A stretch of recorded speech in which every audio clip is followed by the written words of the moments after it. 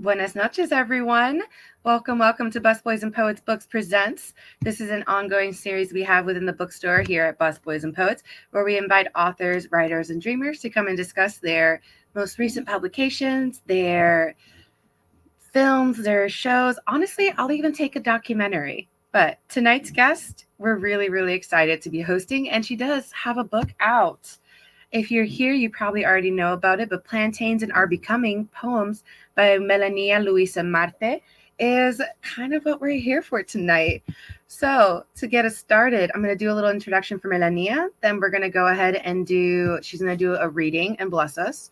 And then we'll get into a conversation. We will have a questions and answers portion at the end. So please go ahead and comment below with any questions you might have.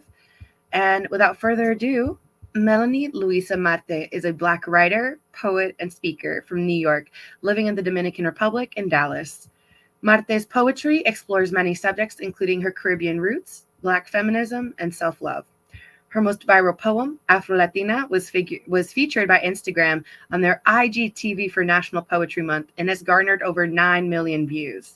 Her work has also been featured in Dallas Morning News, Ain't I Latina, The Root, curated by Facebook, Button Poetry, and People in Español. When she's not writing or performing, you can find her resting in her hammock or meditating as a self-professed nap queen. Marte's current writing project is exploring Black preservation through land cultivation, herbalism, and naps as a bridge to connect to ancestral knowledge. We are so thrilled to welcome you. Hi, Melania. Hi, this is Melania. Hi, everyone. I'm going to go ahead and excuse myself, and we're going to get started with the reading. All right. Okay, so I'm going to jump into the poem so we can take advantage of the time. This first poem is called, and Lori said it's one of her favorites, so I thought I'd share it. They said, Volvió Juanita, la maleta. Mommy and Papi carried more than clothes back to the States.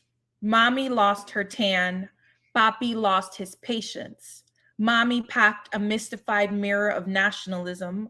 Papi packed hair grease, an afro prick, and a presidente. Mommy forgot if she was ever really Black, since she was taught to be everything and nothing.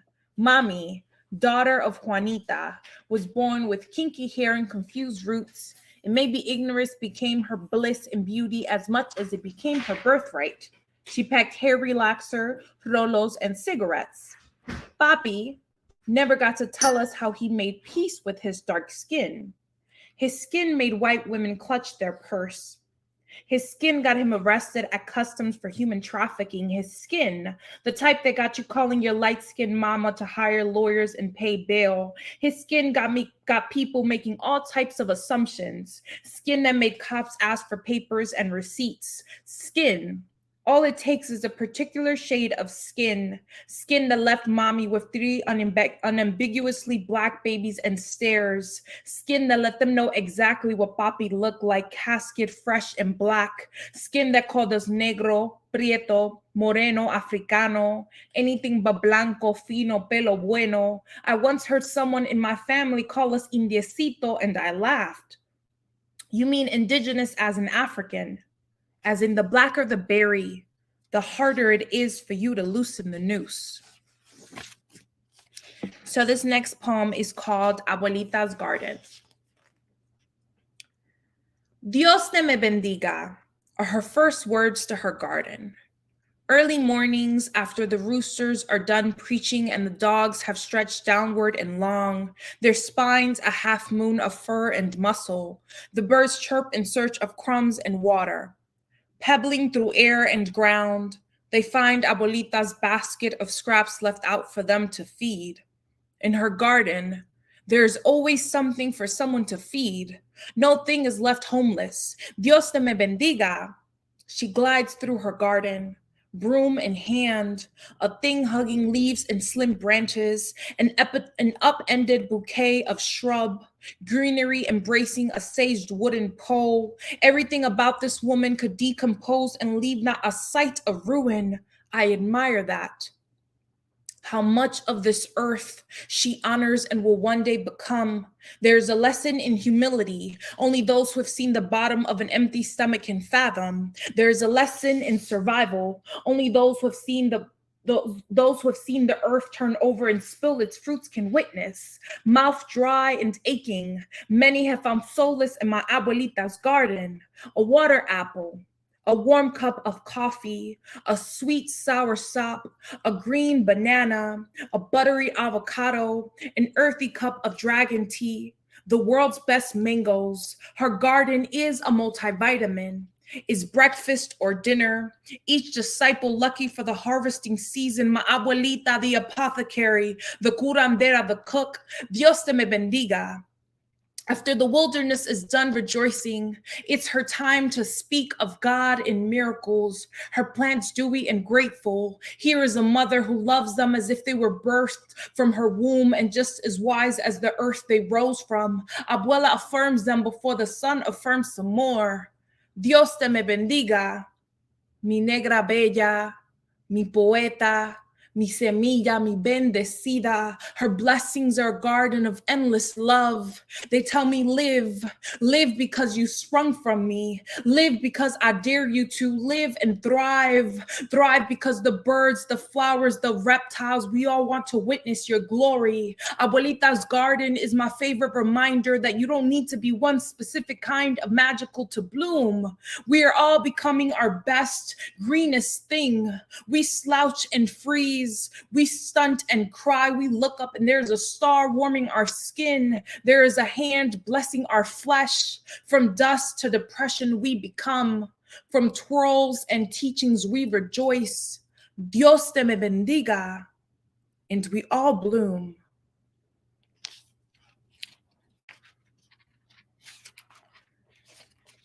This next poem is called Synonyms for Stolen People.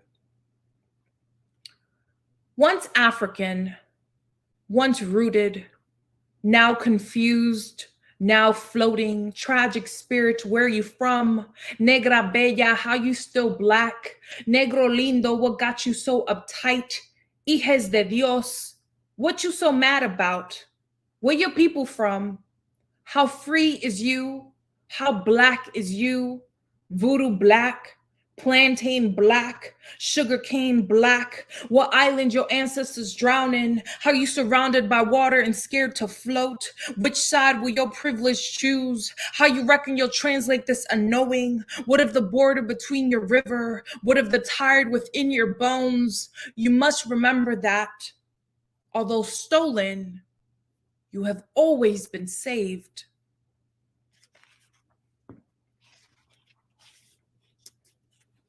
This is called the Gospel of Plantains. Plantains, like most sacred things, do not know borders. They know earth like they know survival. They know how to split themselves in 10, how to ransack, pillage, morph into something a white devil can't kill. In the beginning, there was light and love and land, and no one had to die to come home. But America loves to make a bloody crucifix out of me. Tells me my American penance is my black body riddled in bullets. Tells me this is the price I must pay for my own freedom. Still, I shake off the devil by twerking when I feel tense. On Sundays, I nap as if it were blasphemy to refuse the sway of answers how you ask. By making life a ritual, my body a reclamation, my spirit an infinite TikTok dance like plátanos. I too know how to let the wind shake me loose because my body is the black parade, because I come from women with hips that spread, not like butter, like batatas. We rooted and stubborn, who love themselves like bathing in an ocean of sea and white cloths. What is church, if not the sweet song of flowering water as you eat root vegetables the same celestial way your ancestors did? We God things, conjure memory through taste, sweat, rhythm, and rest. Watch as we nap and dance our way back into our future.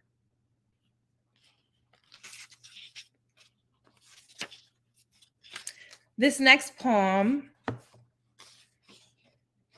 is called, let's see what I want to read. I'm going to read Internalized and Anti. And if for those of you who do have a book already, it's on page 72.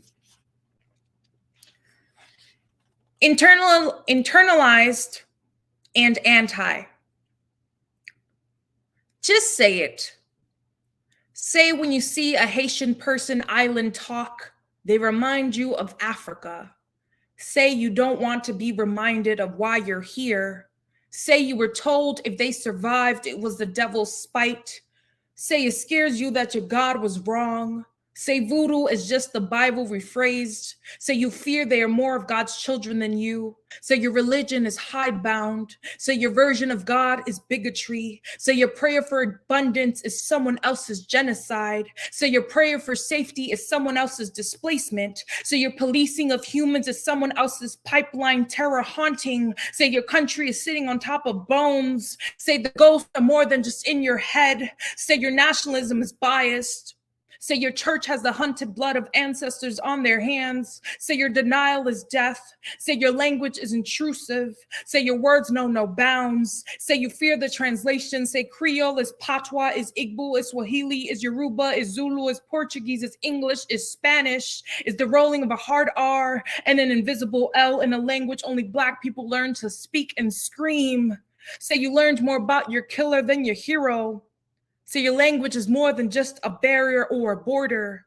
Say your language is a cage.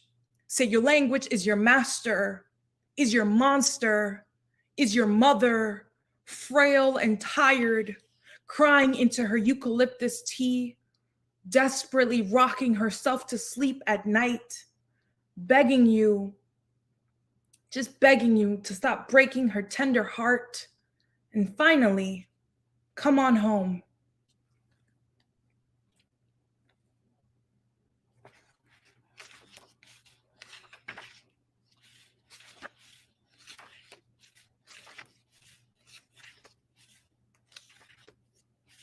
This next poem is called Climacteric Wonders, after James Baldwin's Staggerly Wonders. 1.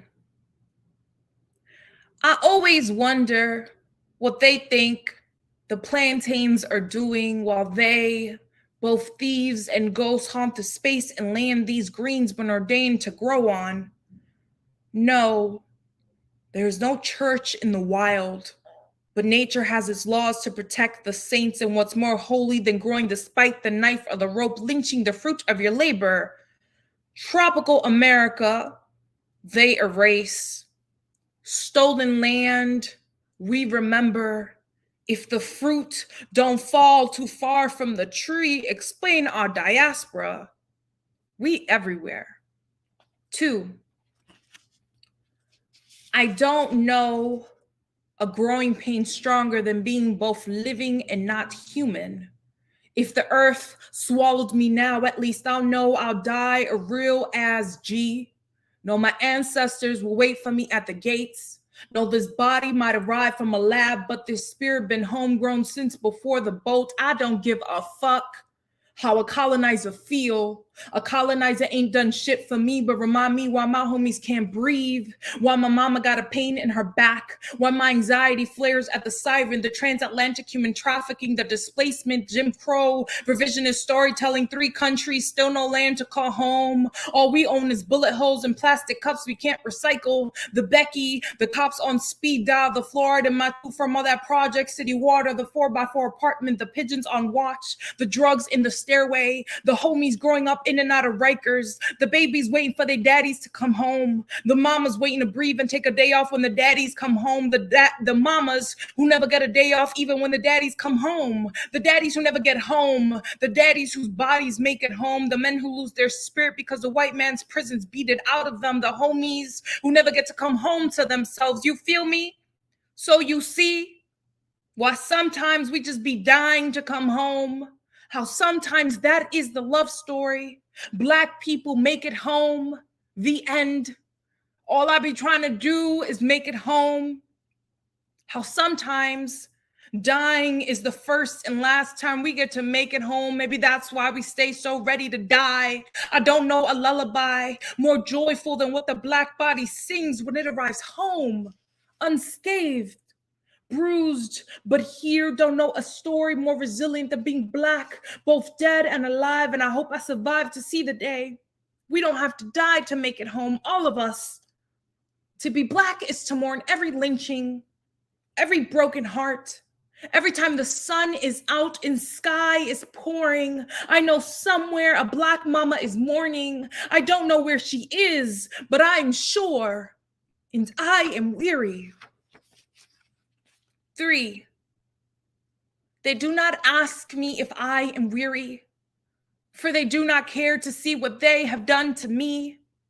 They take hostage everything yearning, yearn to hostage everything I am. Everyone yearns to run away from them, to rest and to sleep. I wonder if they know how easily I become mush, how soft this sun body can be, how I am made of more water than soil, how this existence means more to them than me, how I am everything without them, and they are nothing without the bomb, the chain, or the whip.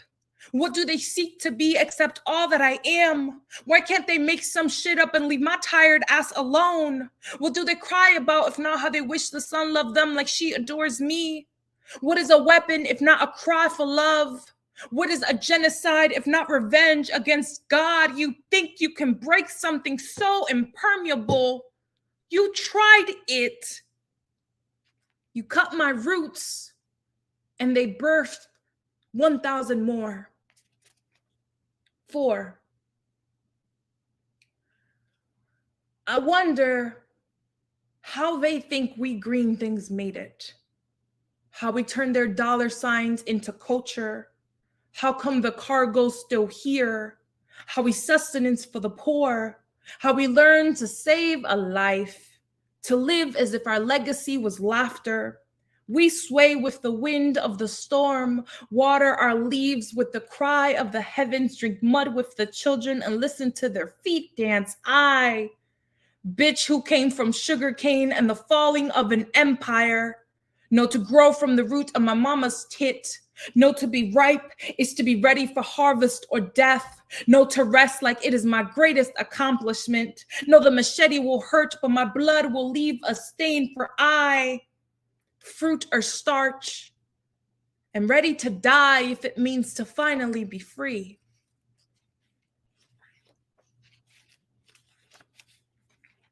And lastly, I'm going to share one poem from part 3 on becoming.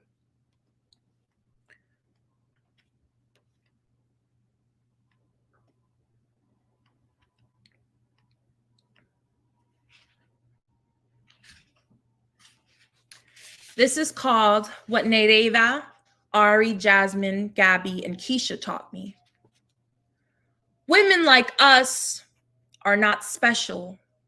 We real. We all alike. Some variation of tint. Our kinks still bend the same. Our tongues porcelain gold. We hold all that been forced on us between the opening of our pout and the crossing of our legs. Thick molasses, same consistency as blood. This swag be nectar, be a priceless gem, a crooked crown or dented spoon. Still we rejoice.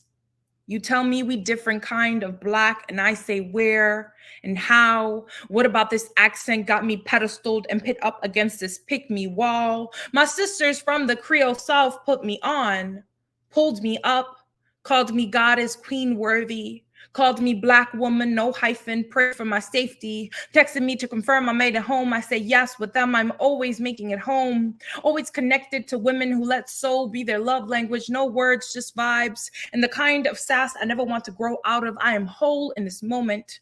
Patra playing, or Fefita La Grande playing, Thames playing, or City Girls playing, drinking something fruity and bound to make me bold, make me drop it like it's hot, test out these stallion legs, how fire this water swims swimming in our angled knees, how we prep our thighs for the ceremony. Age-old tradition in the meeting of our thighs, ready to sweat next to a woman born on the other side of a southern belt in a country that tells us we are not the same, and that we are also not worthy, my God. The way Nereida, Ari, Jasmine, Gabby, and Keisha, oceans apart, move like they come from the same mama. On the same night, a man tells them what you mixed with. And we laugh. Everything, a whole universe and just as black. Let them do the lazy work of calling us rude bitches instead of digging up the cities of our inception kept silent. Call this our reparations. If we will never see redemption, at least we have each other. Creole, Trigueña, plantain rich, baddie from Texas, Miami, the Bronx, Harlem, Jamaica, Atlanta, Southern Belle, sweet lemonade, cowfolk, chicken feet stew, gumbo with rice, fufu with okra and fish that's fried, sancocho con arroz, avocado on the side. Scrap this poor folk food and eat out of golden grills. We different to you, yet all hold the same spice. We lounge in the skin, busted wide and open, hips exhaling, vibrating to the tune of a beat only we intuitively know. Got me feeling like life can't be this simple, but y'all can't be this dense. Tell me, how do I divorce all the women in me who talk about myself, and for what? For your token, your box. Tell me a story you wrote where we don't end up as props, dead or in chains. Wish me well, you say. I laugh. We've been doing that. Thank you. Yes. I don't know if you guys can hear me snapping, but that was great. Oh, thank you so much, Melania. And Melania, right? Melania, yeah. Melania. Sorry. I know I Americanized your name earlier. Won't A do little bit. Just, I was like, un poquitico, un poquitico. I'm sorry. The Trump presidency did a number on me. Okay. All I right. forgive you. Thank you. And thank you for sharing all of that. I kept listening and just was so struck with how much love you have for Black women of the diaspora, of Afro-descendientes in Latin America. It's all encompassing. And I know this is something you discuss a lot in your past interviews, how the diaspora is something that you're so connected to, like really tapped into, and you're like, it almost, not to put words in your mouth, but it seems like you're kind of like, we're all Black. We're all of the same, we come from the same place. We're all kind of the same root, as you had kind of discussed in one of your poems. Mm-hmm. Yeah, I mean, well, the thing is that I grew up, so my parents are from the Dominican Republic, but I grew up in New York, and then I ended up going away to school in the university to Barry University in Florida. And then my mom ended up moving to Texas. So then I was coming back and forth to Texas. And so like I've been immersed in just so many different types of Blackness. And so it just feels like it's a disservice to all of our beauty to sort of dilute our Blackness to just be one box, one little thing, when it's just like we're so diverse, and we're so diverse, we're so beautiful, and there's so many layers to who we are and to our cultures and how we,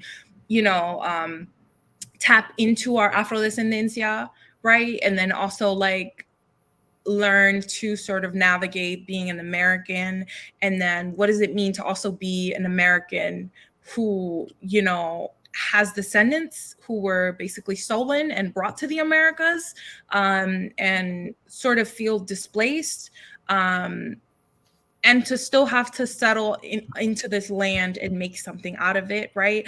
And still understand that even that is a privilege, right? To be American, and how to still be in solidarity with folks,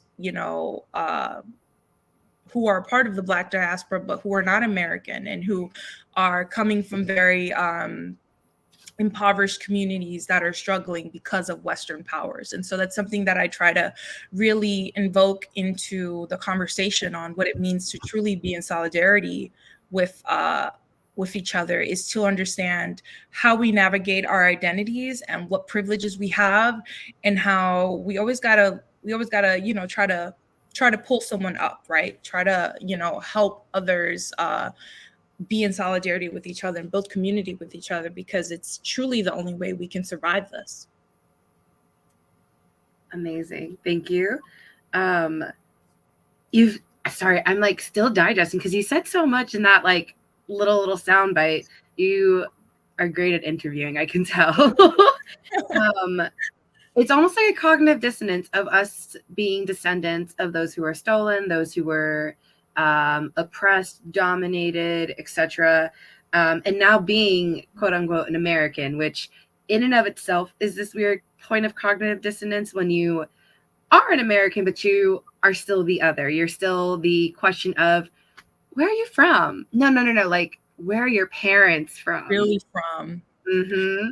Yeah, no, I know, because I know you read some of the poems that sort of just unpack that a lot. It's just this feeling of othering, but also being like, I don't give a fuck. Like I'm not here to break down the dates and the connections and the enslavement and the displacement and then the immigration to be able to survive, because then even the country where your ancestors were enslaved in, your lineage is still struggling, so then they have to immigrate somewhere else where and that's just a reality of what living in under constant tyranny and imperialism is that we're constantly displaced and forced to go somewhere else, and so I really try to honor that and be honest about that and what that does to the spirit, but also what that does to the body. I think that it's so funny, like when we think about like, oh, where was like self-care, but like a huge important aspect of self-care is doing the shadow work, right? Doing the inner nasty work of having to pinpoint, why does everything give me anxiety? Why do certain situations feel so violent? Even if violence isn't used, even the language can feel violent, right? And so it's all about us actually doing the work to divest, right? To divest from the systems that continuously in one way or the other attempt to extinct us, right? To kill us in some way. And there are many different systems in place to keep us chronically ill, either suffering from physical ailments or spiritual ailments. And so there's something about erasing someone's history, right? It's like little things, like erasing someone's history, where you read history books and you're like, that's not my history. Mm-hmm. That's your history. That's not my history. And so there's something as simple as that sort of slowly kills your being, right? And slowly makes you hate yourself and makes you feel like you're not worthy, right? Like you're not worthy of love, of safety, of your homeland, of a connection to your ancestry. It's something as simple as having everything that could connect to your ancestors erased from a land. And to me, it's something that every colonizer has always done. Whether it was the Spanish in the Dominican Republic, the French in Haiti, Europeans in the States here, indigenous folks have always been erased and then told, those who have survived have been told about themselves from the same people who colonized them. And I just wasn't having it. So I was like, I'm going to write something that actually honors my ancestors in a way that feels truthful to what I have in me, and so a lot of it required divesting from conversations that put the oppressor as the victim, right? And it's all about even language. Like something is saying slaves instead of enslaved. And if you notice in my text, I reference to my enslaved ancestors as stolen people, because there's something about the language that we use that sort of puts the blame, and it's like, oh, it's your fault, you're in chains. it's your fault that you had to do free labor. You know, it puts the blame on the people who are the ones who have been dehumanized and left to basically rot. And so yeah, I wanted to give space for what I could truly understand, and also what I knew to be my ancestors' truth and my truth. And I also wanted to use language that was that gave anyone who comes from any of my neighborhoods the ability to understand their history. And so if you notice, there's a lot of Ebonics, and there's a lot of colloquialisms, and there's a lot of Black Spanish, y, tú sabes, ratata. Like I'm giving room for my community to embrace their Blackness in a way that is beautiful to them and celebratory for them, and is not through the lens of someone who would look down on them anyways. Period. And I love that you said that specifically not through a lens of people who look down on them, because that's just how so much of what we see in pop culture, in writing, that is from folks who do not share that experience, that's what it comes off of. And it's very disingenuous. It's very much, it feels, oh God, what's the word? Patronizing. And, you know, when you do it, it's very much connection. It's te veo, I see you. In however way you want to say it, it transcends that language barrier, which is just like so beautiful. And this leads me really well into the next question, which what led to this book, which we've heard a little bit about, but specifically, where do plátanos come into this? Yeah, so plátanos grow super easily in the campos. And so when I was living in the Dominican Republic, I spent a year and a half farming plátanos. And really it was the plátanos would just grow. Like you would plant one, and then in a month, like you would see 10 little offspring just popping off, because they're just, if the soil is fertile, they'll grow. And I was just fascinated with just how beautiful it was to just see them just out here thriving. And I was just like, I think this is the perfect metaphor, you know? And so between 2018 is when I started writing these poems.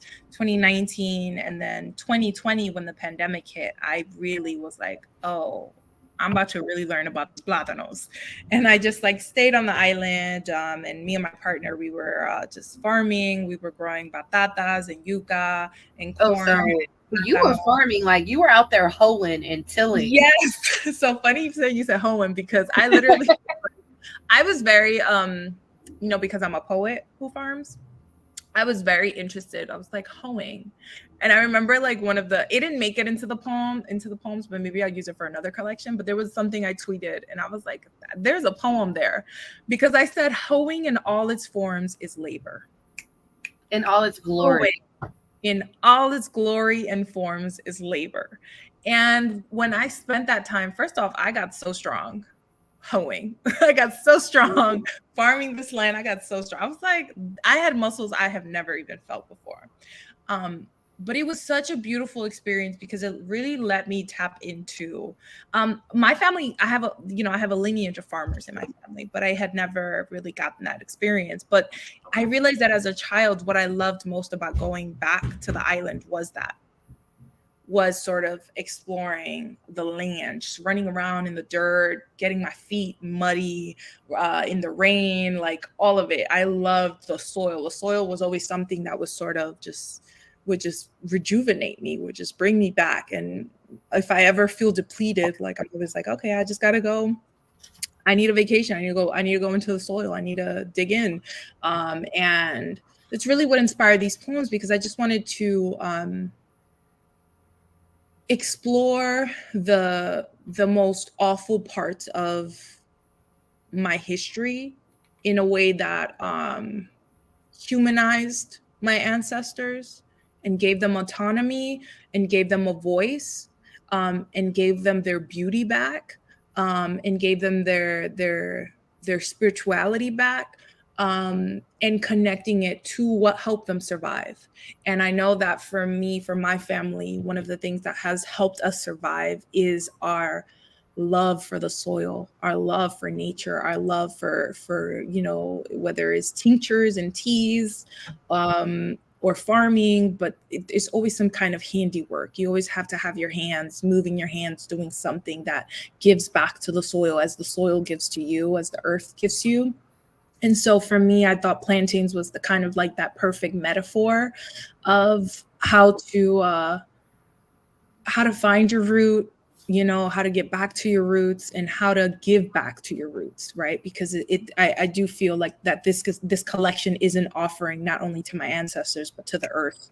And I'm honored that this collection has made its way into the hearts of a lot of folks who have been looking for some answers and have been looking to explore what their spirituality means to them, what their ancestry means to them, what their history means to them. And I just hope that this is sort of like a really safe space for them to start exploring that. I know I keep saying this, but that was really beautiful. And I think it's something that particularly millennial and Gen Zers today can very much, like of the diaspora, can very much relate to. Like, I grew up Catholic. I am no longer Catholic, to my mother's chagrin. And I've been searching for that note of spirituality, for that hint of the beyond, the ether, the unknown. And your book is really what's clicking. It's hitting.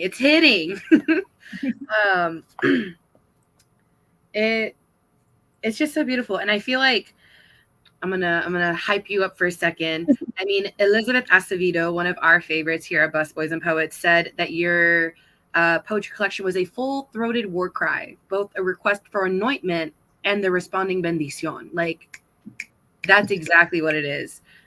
Melissa Lozada Oliva says that your prose is all at once a prayer and captivating lecture. And I know earlier you said, like, I'm not getting into the history, but you get into the history a little bit in this book. Like, you are playing almost a multimedia artist. You're writing, you're an archivist, you are doing essay writing, your prose. There's prose in here that is one of my favorite kind, which is the stream of consciousness prose of the only thing that is actually separating my thoughts is maybe a few spaces or a slash. You're doing it. And that, like, love it.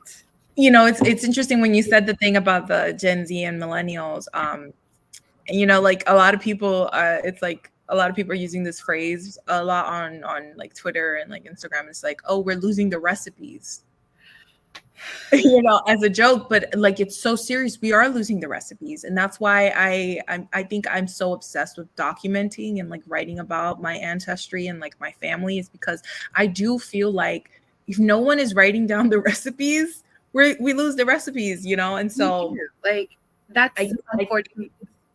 It's so important. It's so important to really dig into your family's lineage and to preserve it, right? And the way we preserve it is through storytelling, is through like memoirs and like, writing these things down. And even if you're, doing fiction, you're still invoking a lot of that history within it. So it's super important.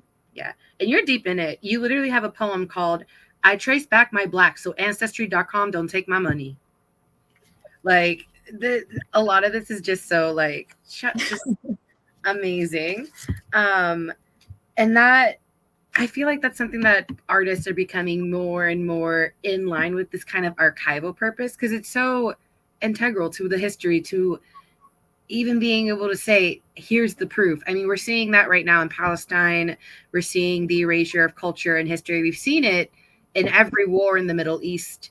Honestly, we see it in every conflict. That's part of the oppressor's like handbook. Let's fuck up the cultural, historical, cultural politics. Let's just make it like, let's screw everything up and take them to zero. And it feels like, I know people say like, oh, we're losing the recipes, and it usually is like misogyny or something, but we're like, you're really taking down. No, we're really losing the recipe. Well, the thing is that if it's not genocide, it's gentrification. I grew up on the Lower East Side in the 90s and 2000s. I was about to say that was definitely in the 90s, huh? The Lower East Side, we left the Lower East Side, 2010, 2011. And the Lower East Side you see now is a complete different Lower East Side. You know, the way gentrification done came up in there, and we're seeing that in many cities. We're seeing it in Harlem. We're seeing it in Brooklyn. We're seeing, I mean, New York is not New York anymore. You ran through New York like a Tomb Raider. Dallas anymore. Miami isn't Miami anymore. And so we're losing the recipes, but we're also, it's a losing battle with gentrification and the way that these systems prioritize money over history and people. And it's very unfortunate. And the thing is that the capitalism machine doesn't stop for anyone, and it doesn't stop to think about your feelings or your parents' great grandparents' home that is being turned into a condo, or, you know, like those kinds of things. Like, it doesn't stop to think about the humanity, because there is no humanity against the machine. And so it's just disheartening. And so I hold that near and dear, you know, this idea that in our bones, we know displacement. In our bones, we know genocide. In our bones, we know gentrification. And it's just like, if it's not me, it's my kids.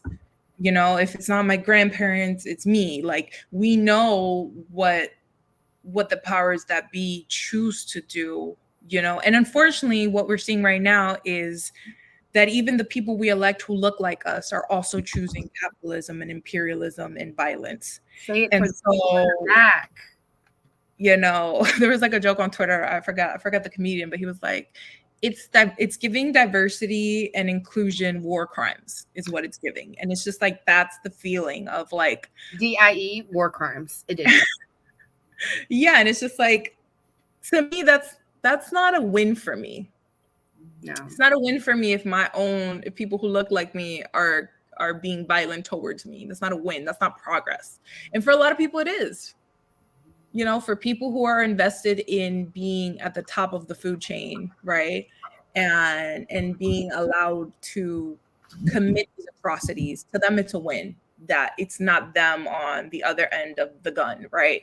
That they're able to be the ones in power committing atrocities. And to me, it's not a win. And I will never normalize having to sacrifice the most vulnerable people to continue you know, it's like I said in one of the poems on voting, it's like hoping that the machine, that the machine will drop me off at a place that won't use my blood to oil its machine. And it's just like, if it's not my blood, it's someone else's blood.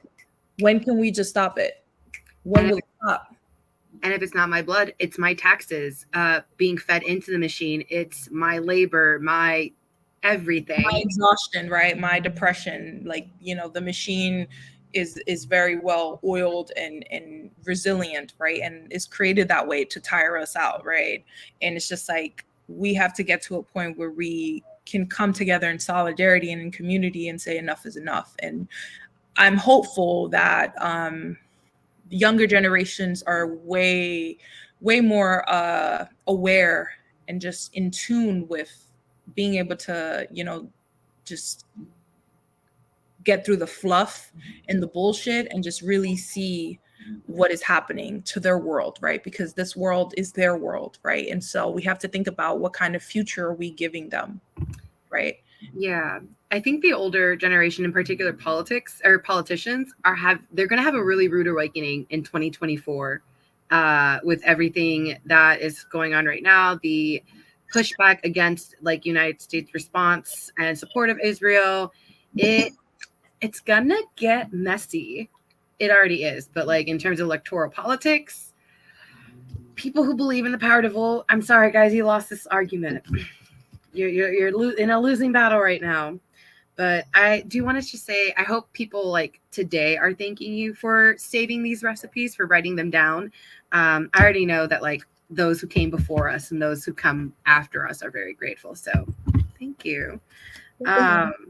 You mentioned something about how it is like that spirituality can be very bone deep. And I kind of want to shift things. Not that we weren't talking about anything depressing before, but grief. Grief is an ever-present theme I've noticed in your book. Even if there's like no mention of her, she's always there. Grief is so like Always looking cute, ready to go. No, literally, she's like, y'all need me? I'm here. Like, I'm ready. What's good? Miley, what's good? No, exactly. But it's not suffocating. I personally am somebody who like gets a lot of existential dread, depression, you know, like the whole, where do we go after we die? But with your writing, I'm finding myself almost at home with grief, like experiencing grief in a more spiritual and a more nuanced way than before. Yeah. I like that you said that. You know, I was actually thinking about that because my birthday came up last November. Yes, it did. Last month.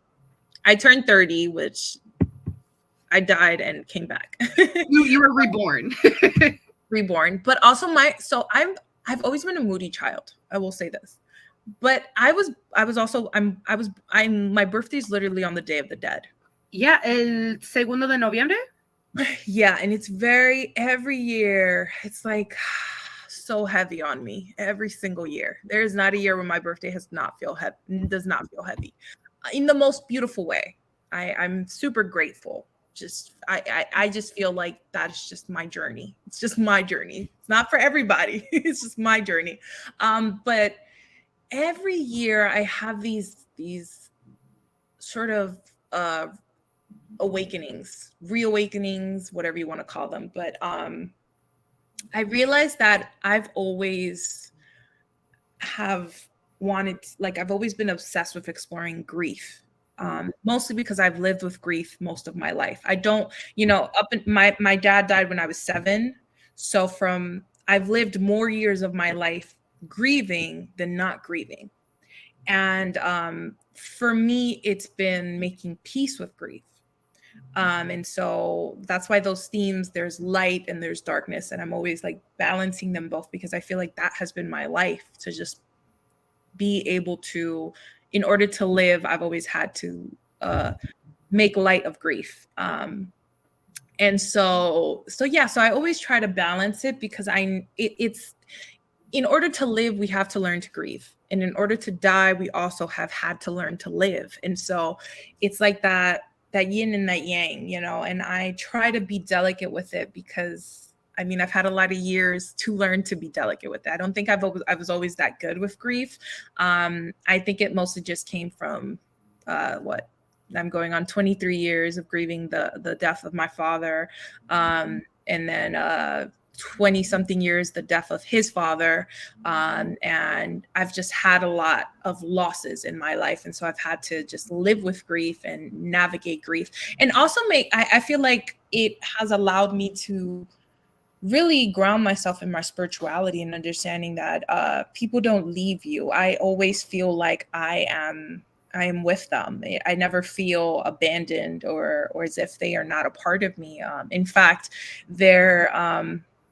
it is why I can be so light within grief, is because I know that I feel them here, and that's something that I always try to remind folks of, is that people don't leave you.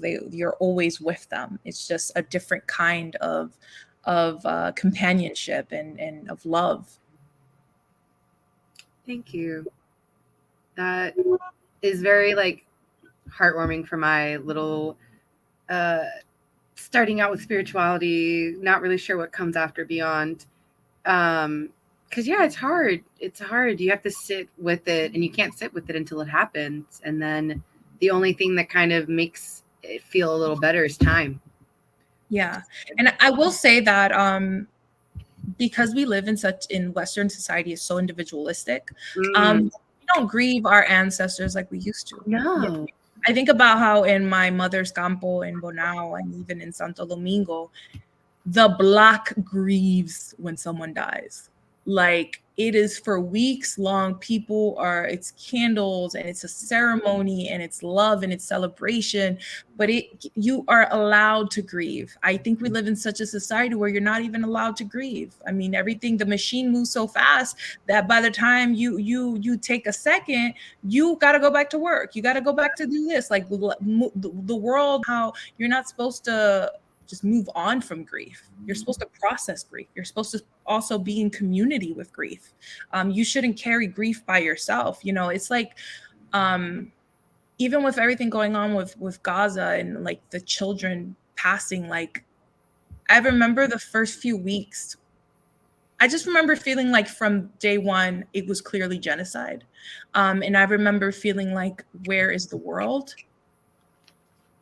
Like, I remember telling myself, like, why are people not grieving?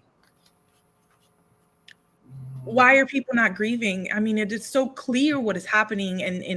And we saw young journalists just having to put their lives on the line to record it for us, to show us what was clearly happening. And for weeks, I remember thinking, where is the world?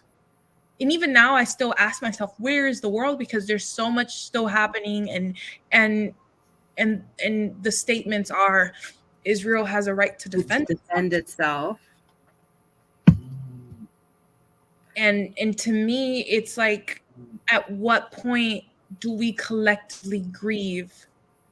And at what point do we collectively take action? And a lot of why I am so heartbroken with our society is that we don't even have the space to process and grieve collectively and then take action collectively. And so many people are just stuck and not even able to just even be present for the moment. You know, and that scares me, because if you're not present, then you're an object of the machine. You're not even, your humanity is not even here. It's not present. And you know, our ability to feel is our ability to be human. And if we lose that ability, we lose everything that makes us human. And so when we grieve, we are honoring each life, because to me, every single life matters. Every single life that God has placed on this earth matters. And whether we think it affects us or not, there are things, you know, there are things beyond the physical that do affect us. You know, a lot of people just like, oh, someone died, like, get over it. And it's just like, they're still here, baby. And we know this, right? Because we're seeing Israeli soldiers literally coming back haunted, right? The hauntings, the spirits always return, baby. Like, this isn't shits and giggles, you know. And this idea that indigenous people will always find a way to come back, they will always return, because they are always a part of us. And I cherish that, I honor it, and I don't play with that. And I want people to really tap into their spirits, because I mean, there's nothing like living and dying with regret. There's nothing like it. There's nothing like living and dying and not having repented, not having forgiven yourself, not having been forgiven, you know, not acknowledging your humanity and the humanity of someone else. And so it's just so important for us to always tap into our spirituality and tap into what keeps us human and alive and healthy, and to be able to love. You have to, there's something so much bigger than you that comes into play to actually be able to love and love someone else and love yourself and love your community. And so it requires us to grieve collectively. It requires us to love collectively. It requires us to reimagine a world where people don't have to die for oil or water or resources, you know. And for me, it's about that. If you can tap into your roots, if you can tap into what makes you human, right? What makes you alive, what gives you love, right? What gives you grief, then you can tap into your full humanity. And then we can get to the tougher questions of, how do we create legislation that backs up collective liberation, right? How do we create movements that back up collective liberation? How do we get our politicians to do what they say that they're supposed to do, which is have our backs, right? When we tell them ceasefire, they need to listen, not pretend like a genocide isn't happening. We tell them we need to know what's happening with the kids in Congo, and investigations need to happen, and trade agreements need to go down, and all of these things need to happen so that the kids aren't literally slaving away, mining, like, for our comfort. all for our comfort, but also the tradition of colonization and the tradition of enslavement. Take it back. Of white supremacy. You know, I Mm-hmm. think there is an individual price, right? There is a weight that we should carry, but also we should also understand that this system has been going on way before we were even here, and the system will continue to go on if we don't put a stop to it. And the only way we can put a stop to it is collective divestment. Period. For more information about how you can divest from things like Israel and Apple, you can go ahead and go online and check things out. I had to put in a little blurb because, folks, there are things you can do. Sit in your grief, but also utilize it. Yeah. All right. So I think I have one last question before we get into the Q&A part. And this one's a little more technical. We're going to move away from some of this more heavier discussion, although we might just jump right back in. But how did the pandemic and becoming a mom change your approach to writing? How did it affect your time writing Plantains and Are Becoming? The pandemic for me, so I'll give you some backstory. The first poem I wrote in this collection is called On Becoming. And I have it here. Hold on, let me see if I can pull it. It's this is from wow. I was on a flight early 2020. This was before the country shut down and everything was madness.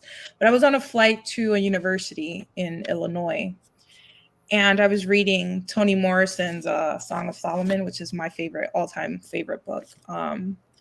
And there was like really bad. It was a tiny plane and really bad turbulence. It was in the middle of a snowstorm, and I thought the plane was gonna fall. I'm like crying. My heart is like, I was like, Lord, high blood pressure. Like my heart was like out of my chest.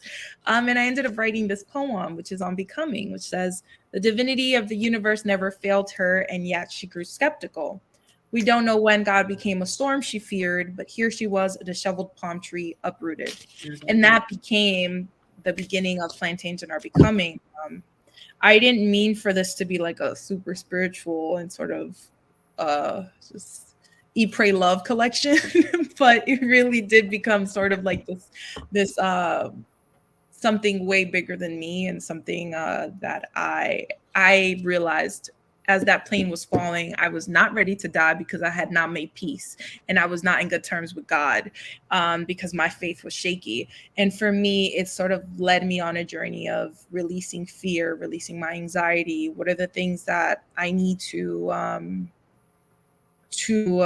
repair in myself, in my spirituality, in my faith, in my, in my own bag, like what are the things that were missing? And so for me, I was at a point where I was just very bitter about the ways of the world, and very, very weary and very unhappy. But sort of feeling like I was powerless. And so I was like, that's not gonna work for me, boo. So I really had to get into my prayer, my meditation, farming. I really had to figure out what are the things that are gonna keep me alive, because I was barely making it through. And that's really where these poems come from. I mean, I was in shambles. I was depressed and anxious, and I had to really get myself together. And I'm so grateful I went on the journey, and I wasn't afraid to tap into my community and ask for help and do the things that I needed to do to stay alive. But that's really the story of Plantains and Are Becoming, was just like really how you are uprooted, you are exhausted, you are sort of feeling dehumanized for many different reasons. How do you find your way back? How do you become? How do you transcend? And so that's where the journey really started with Plantains and Are Becoming, was just me in shambles trying to find my way back, find my way back to the earth, back to my spirituality, my joy, my love, all of it. And that's how Unbecoming came to be, and how Plantains and Are Becoming was born. Amazing. I am very sorry about that plane experience, but it gave us unbecoming. So I needed it because I was also dealing with like a fear of flying, and that sort of helped me heal it. Because I was like, okay, girl, if you die, you die. you die, like once that happens, you're like, I can do this again. What's gonna happen? I'm gonna die. What was really the fear wasn't dying. Really, the fear was dying before I had made peace with death. Because like I said, I've lived with death. Grief has always been a part of me, but it was becoming my sole identity. Grief was becoming my sole identity. I was just like, where's the life? Mm-hmm. So I really had to carve out and be very steadfast with carving out a life for myself, and a life that felt truthful, felt grounded, felt joyous, felt pure, felt loving, passionate, fresh, green. Like I was just like, what are the things that make me want to be alive? Right? What are the things that make me want to stay alive and keep writing and keep doing these things? And so I really had to, it's like those you build an altar for yourself, right? You build yourself an altar and you're like, I need these things. This is my altar, and you are the altar, right? You need these things for yourself. And so I had to go back, and I'm so grateful for that journey because, I mean, yes, we wrote some beautiful poems, but like I was able to heal a lot of things that have allowed me to grow as a writer, as a mom, as a human being, and have allowed me to be unafraid to say the things that society tells you you're not supposed to say because of the fear of being doxxed or being banned or being fired or being just sort of ostracized from society for saying the things that are your truth. Like I'm not afraid to say those things anymore, and I don't think people should be afraid to say those things, because I think that if you're really putting God as God, right? Not money as God, not Western powers as God, not luxury as God, but God as God, right? Your spirituality first, what your moral compass first, right? Your love first. Then you shouldn't be afraid to say the truth. You shouldn't be afraid to say, I see this. I see the 10 signs of genocide. I see the atrocities. I see children being enslaved to mine for minerals. I see resources being stripped for smaller, less empowered countries. I see the way corporations are stripping us of our air and our land and our truth and our power. Like we see these things and we don't say anything. And then it's like, okay, so why are you depressed? Depression is not something that just happens. Anxiety is not something that just happens. These are systemic things. Mm-hmm. Chronic illness is a systemic thing, like everything that my community is suffering from can be prevented if they had the adequate resources, if they weren't being disenfranchised, if they weren't being policed, if they weren't being stripped of their humanity. Like, that's it. Like, I just can't, it's like a disservice to my humanity to pretend that I don't see what I see. All it takes is looking around to understand what's going on, right? The reasons why, as a Black woman in America, I don't have bodily autonomy, right? But at the same time, I don't have right to bodily autonomy, yet Texas has the highest mortality rate for Black women when they're giving birth. And so it's just like, so I don't have a right to my body. And yet, if I choose to end a pregnancy because my body ends it, right? It can be a miscarriage. I can still be arrested for my body surviving what my fetus could not. And then I could also be killed just for being a Black woman in a hospital giving birth. So it's just like, I can't pretend that that's not what's happening when I see it happening. I have to, this is the thing about these systems, is that they make you feel like you're the one who's the liar. You're the one who's the master manipulator. You're the race baiter. You're the one confusing systems of oppression. You're the one complaining instead of taking action, right? And it's just like, no, I can do both. I can complain and I can also take action. I'm not going to let you sit here and gaslight me, okay? Well, a word. I am going to leave it at that, folks who are watching. You can get your copy of Plantains and Are Becoming Poems by Melania Luisa Marte from your local favorite independent bookstore. You can get it from us here at Busboys and Poets Books if you're in the DMV. You can actually order this book anytime that we're open as a restaurant if you want. And if you get food delivered to your door, guess what? You can add a copy of this. Just go ahead on to busboysandpoets.com and go to order online. You can also arrange it for pickup, but what's cooler than getting your shrimp, chicken, chorizo pasta, a bottle of wine, the kids' pasta, and a book for you to read once you actually put the kids to sleep. But again, if you're kind of like, I'm not in the area, I'm not quite sure yet, you can always hit up bookshop.org. Melania, do you have any local indie bookstores that you love in Dallas?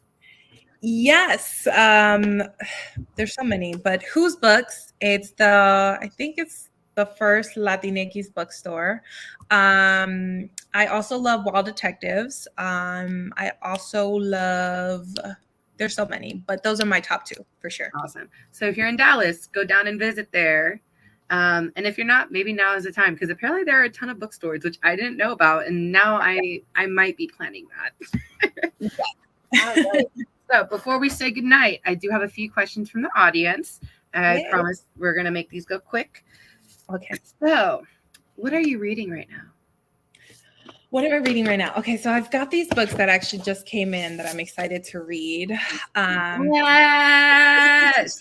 The 100 Years War on Palestine. And there's one more. I've been following Mark Lamont. Yes. Mm-hmm. Mark Lamont Hill has been like vocal about this from the very beginning. Yes. And I also want to shout, I'm super excited. My pub with Tiny Rep and Penguin, they sent me an advanced copy of this book, How to Live Free in a Dangerous World. And Shayla Lawson, I read the first chapter and I'm already obsessed with this book. I think this is the perfect book for folks. I mean, it comes out February 6th, 2024. And I think this is the perfect book to read in the times that we are living in. These books, I think, they're giving life, and they're really just giving us what we need in such a scary time. But also we've always lived through scary times. This is not new. None of this is new. We know this. It's in our DNA. We know what this is. And so it's so important for us to pour into the writers who are writing the truth and are writing with their whole chest. Something I've been doing is really looking at the books on my shelves and asking myself, would these people stand in solidarity with Palestine? Will these people stand in solidarity with Congo? Will these people stand in solidarity with Haiti, with Sudan, with Yemen? And so if they are not standing in solidarity, I don't want them on my shelf. Because the thing is, I've realized is it is do or die. And the more we pretend that we cannot fathom being in solidarity with each other, the more we die. And so I only want to read texts that talk about collective liberation, period. It could be fiction, nonfiction, memoir, poetry, whatever, but I need you to stand on business. Because what we don't like around here, genocide. Period. Exactly. Awesome. So you're also a musician, in addition to a badass writer, badass thinker, speaker with the ancestors. What do you have out that we can check out? So I have a song called Matatana. I also have a song called Madre Tierra. But those are my like fun. I really, when it comes to music, I really go with fun vibes. Like I love dembow, I love reggaeton, I love hip hop. I also love bachata. I love salsa. I love a little bit of everything. But for me, music is more my fun outlet. And so I wrote the song Matatana, which is just a very it's just a girl empowerment anthem. It's just like me fui para Rio, me despojé, and it's really talking about just letting go and releasing and tapping into the baddest version of yourself, the fiercest version of yourself. And then the song Madre Tierra is more of just a fun song I wrote about the earth. It's like an earth celebratory song. But it's really just celebrating just how lovely the earth is and how she is constantly forgiving us and watering us and giving us another chance to get it right. And we tend to get it wrong, Okay. but it is never too late. Every day is a new day, and every day is an important day for us to honor the earth, and how she keeps us here. She works hard, honey. Okay. Right. Thank you, Madre Tierra. We owe you everything. Yes. Who are you listening to right now? I'm almost curious to know if you've listened to Andre 3000's new flute album. No. So I sleep like a baby when I put that on. Let's talk about that.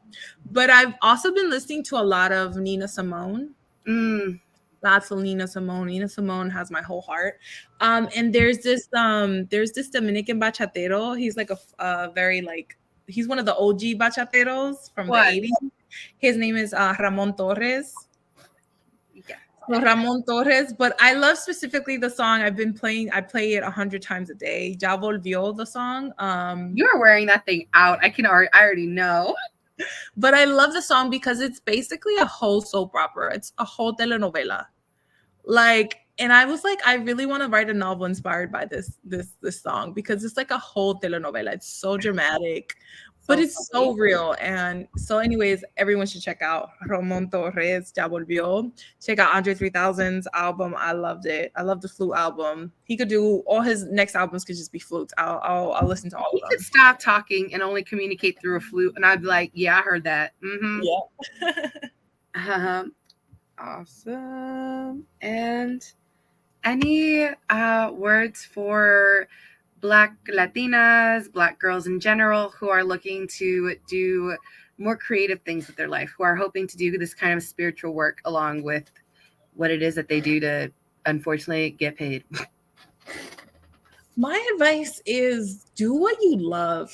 Like when I was working full time, I was doing all types of temp jobs and like working for assistant jobs and like whatever I could get my hands on while I was doing my writing. I would always just write what I love to write. Like write what you love to write. Like nothing can stop you from writing. If it's a lunch break, on the weekends, when you get home from work, even if it's just for 30 minutes, an hour, like just write because you love to write, you know. And then if you want to slowly turn it into a career, great, but like let it be what you love first. Like fall in love with your poetry. You have a poem written or addressed to Toni Morrison, right? Yeah. Just like Toni, you know, she talked about it a lot, getting up before taking her boys to school at like 5 in the morning, 4 in the morning, sitting and writing, reading and writing on her way to work. Because that's what she loved to do. Like she could have never published a novel and she would have still written. And that's my thing. It's like I write because I love to write, you know, and I never want to. And there are times where it'll be a month will pass and I haven't written anything new, but I'm doing something that I love. If I'm like I don't feel like writing, I'll read all month long.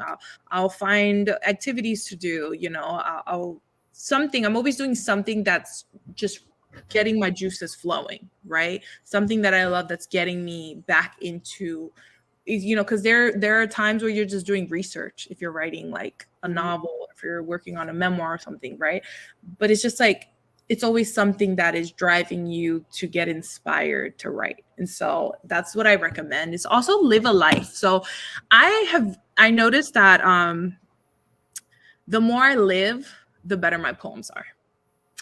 Who knew? The more I live, the better my poems are. When I am like actually tapping into my humanity and like living a good life, a full life, that's when I have the best poems to write, because they're inspired by the actual living. Like you have to live, you have to fall in love with your life first, and then you can translate that onto the page. But if you're like living a boring life, it's like much harder to like make the work do all the magical stuff you want it to do, because like the magic comes from you. It doesn't just like appear. In the word of Megan Thee Stallion, it's a hot girl year. Gotta live it. Live your life. And I say that because, y'all, that wasn't random. She also has a poem dedicated to Megan Thee Stallion. My body cries to Meg Thee Stallion. Should check it out. I can literally feel my knees and back cracking in solidarity. Well, muchísimas gracias, Melania. It's been a pleasure having you. So much fun, Lori. We gotta do this again. Y otra vez, listen, y'all, get this book. I don't even care if you don't get it from Busboys. Just don't get it from Amazon or Costco. Don't do it. Please, yeah. Support your local bookstore or local business, please. Or get it on. Is there an audiobook? There is an audiobook. Get an audiobook. You can read it while you're in traffic. Get your Kindle. Get whatever. Because quite honestly, folks, this book will change your life for the better. And I'm gonna leave us off with your dedication. Actually, for all lovers born the color of earth, this book is for us. Thank you all so much. Peace and love from all of us here at Busboys and Poets Books. Have a happy holiday. Long live Palestine. Free Palestine. Have a great evening, y'all. Bye, everyone. Thank you so much.